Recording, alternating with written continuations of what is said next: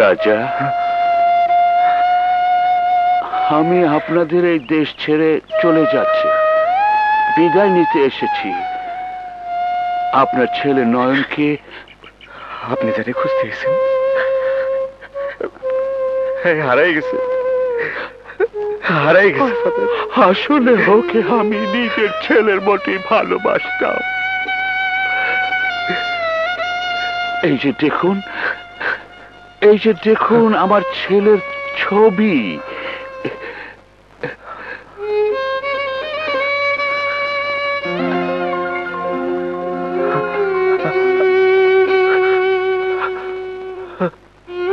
আমার ছেলে ডেভিড 8 বছর বয়সে মারা গেছে। এখানে এসে নয়নকে পেয়ে আমি তার মধ্যে আমার মৃত ছেলেকে খুঁজে পেয়েছিলাম। তাই নয়নকে পেয়ে আমি নিজের ছেলের মতো তাকে বুকে টেনে নিয়েছিলাম। বিশ্বাস করুন, বিশ্বাস করুন, এর মধ্যে ধর্মীয় কোনো ব্যাপার ছিল না। ফাদার, আমার ভুল হয়ে গেছে, ফাদার আমার ভুল হয়ে গেছে, আমারে ক্ষমা করে দিয়ে, ক্ষমা করে দিয়ে। না না, এতে আপনাদের কোনো দোষ নেই। নয়ন যদি কখনো ফিরে আসে ওকে এটা দেবেন। এটা নিন। এটা কি ফাদার? মন্টা মেম্বার ষড়যন্ত্র করে আপনার যে জমিটা লিখে নিয়েছিল সেটা আমি স্কুলের নাম করে কিনে নিয়েছিলাম। জমিটা আমি নয়নের নামে লিখে দিয়েছি। যদি সম্ভব হয় ওই জমিতে নয়নের মায়ের নামে একটা স্কুল করবেন। নিন, নিন। আমি চাই পাই, পাই।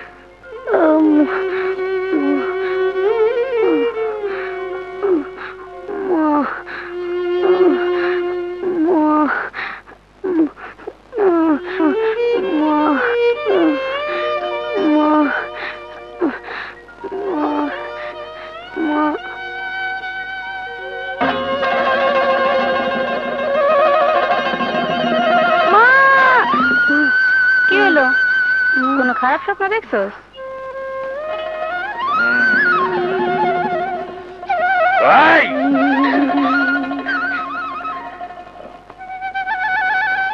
আমার মাইয়া কই? কথা কস না। আরে মাতবর সাহেব, কি করতেছেন? পোলাটার জ্বর, অসুস্থ, মইরা যাইব তো। মরুক, যা খুশি তাই হোক।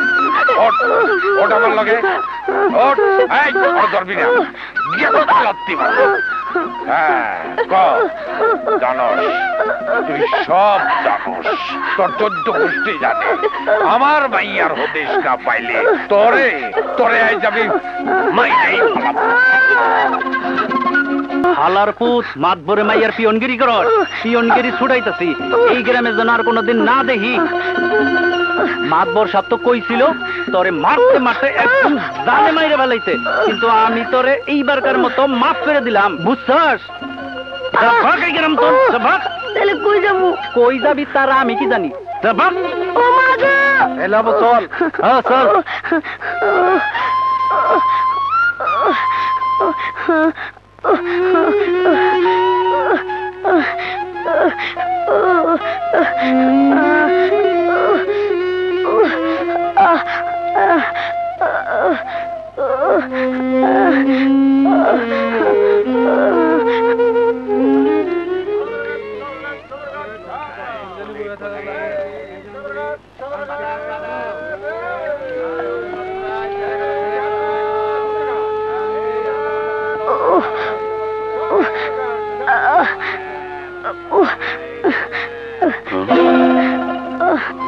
নয়ন, তোমার এই অবস্থা কেন?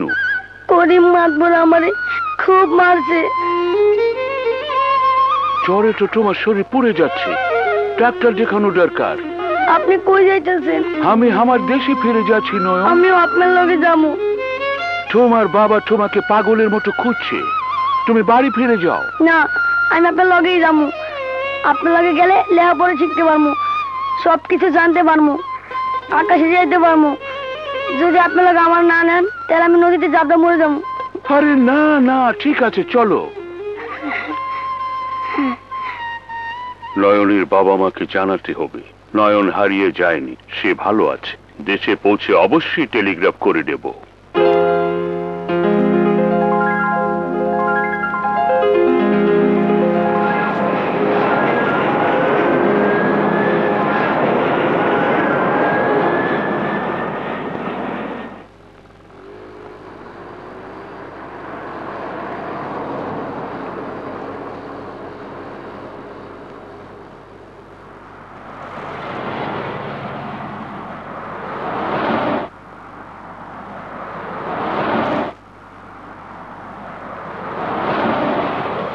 নয়ন, নয়ন, মা